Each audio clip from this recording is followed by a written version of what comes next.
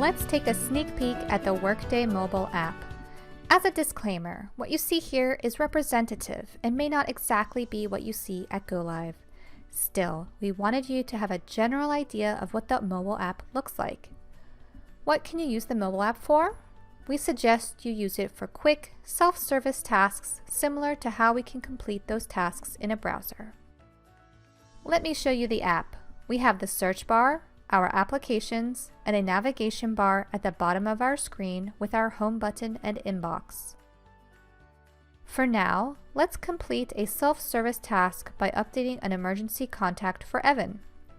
Just as we would in the browser, let's click the profile icon, then View Profile to get Evan's profile view. For now, let's find the Contact Profile group and tap Emergency Contacts.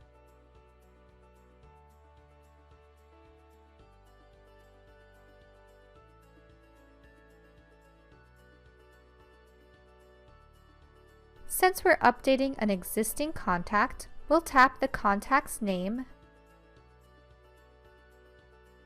then tap into each field to update. In this case, we'll just update Edna's phone number. We'll tap into primary phone, then tap her current number to edit.